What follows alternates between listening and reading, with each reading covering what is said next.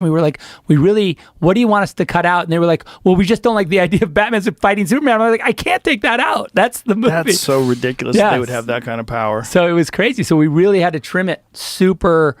Do you think that affected the final version? I mean, if you see the director's cut of Batman vs. Superman, it's much better. It's a much better movie. In my opinion, it's a much better movie. Well, it's representative of what you actually wanted to create. Yeah. And I think that's true of all the director's cuts that I've done, is that it's just a glimpse into the why, that you get to see better the why of the movie, the why of its origin, because like obviously something kept me awake for 2 years writing. Something kept me jazzed about like, fuck yeah, I can't wait to do this. I draw for Rebel Moon, like I drew 3,000 storyboards for that movie. Like that is like a lot of work, That's a lot of work. To like, you got to care. That's 5 months of drawing after I've written the script. Wow. So I've written the script for a year and a half, and then I draw the movie for like another 5 months. Wow. It's fucking insane. Oh my God, you must have been going nuts. Yeah. You must have been missing Fortnite. Yeah. That was before Fortnite. If I had by the way, it's a good thing I didn't have Fortnite, because I would have like... It would have ruined everything. The problem with writing and for me drawing is if I have one procrastination I can do, I'll take it.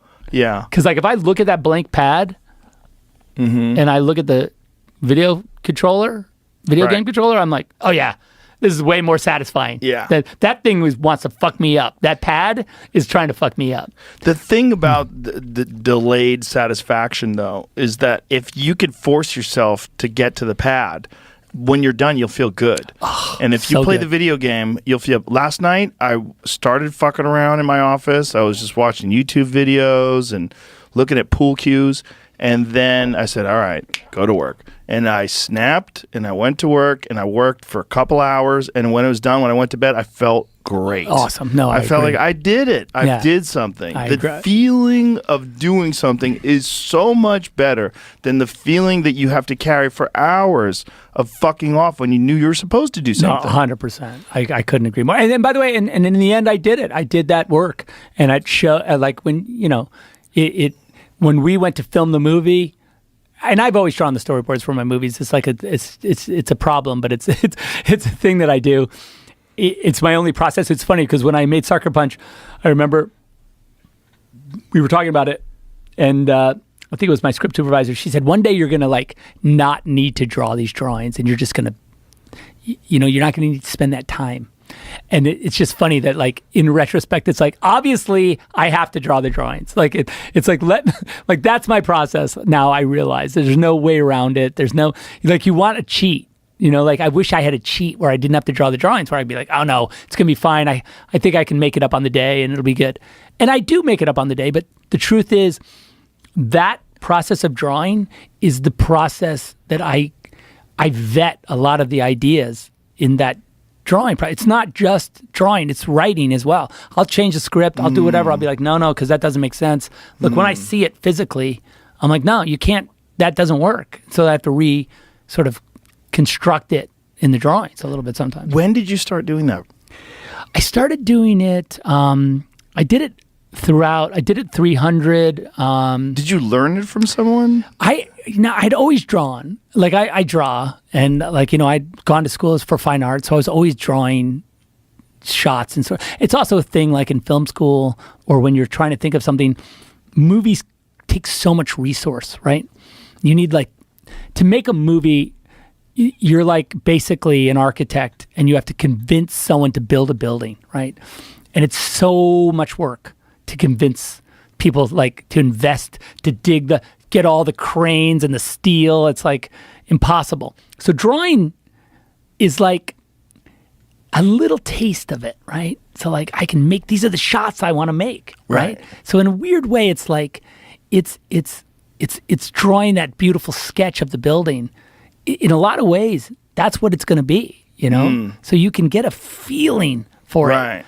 And I think that's what it does for me. It satisfies the impossible group activity that's going to require me to convince people. Maybe that's why I love Fountainhead. It's like that. It's that process of getting people to believe in this thing that it's going to take resources and like so much crew and building and designing and all that other work that's down the road.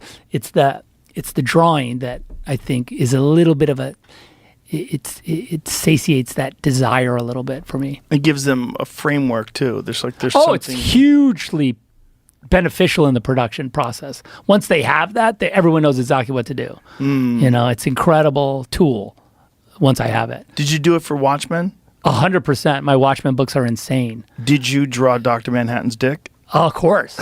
That's the question. Yeah. Here's the question. Could you make that movie today? I don't know. Would they allow? I mean, that's what's interesting, right? Someone once gave me a statistic of how much time Dr. Manhattan's cock is in the movie, like just full frontally in the film, and I think it's a fair amount. Like, I think it's the only studio film.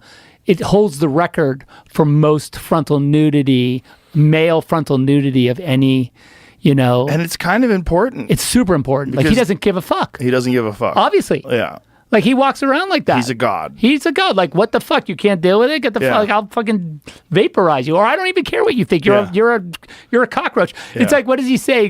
He goes, the world's smartest man is no more dangerous to me than its smartest termite. Like, it's like such a cool thing to say. Like, you know, like he doesn't, like, you know what I mean? It's like, you really realize in the face of a god, like he does, I've walked across the surface of the sun. Yeah. You know, he's like, I don't know. No, he was the coolest. He's the best. He's the coolest. And the transformation scene is fucking amazing. By the way, we were just talking about the other day, like one of my favorite sequences in any movie I've made is the birth sequence of Dr. Manhattan, the whole thing with the Philip, because it's Philip Glass did the music, right? We borrowed the music because I had heard that music and I was like, it's got to be this music. And we tried to, like, Tyler Bates, who's an amazing composer, I go, write me something that's better than this. And we just couldn't do it. So we just had to license it and I had to send Philip Glass the sequence, and he watched it and he said, okay, it's cool. You can have the music. That's so cool. Yeah, because it's like, you know, it's just so, play this. It's just so rad. I love this fucking scene. Hear this. That's Philip Glass, this music. When he knows he's fucked. We built this giant oversized watch for those shots. That's good. Yeah, that Philip Glass is so good. That music is crazy. That fucking birth scene is insane. It's so good. It's so insane. It's so good. The skeleton in the hallway with the muscles screaming. Oh my God. I remember shooting that exactly like as if it was yesterday. Yeah. We had this air cannon. We had to fire at that guy with the mop. You know, because he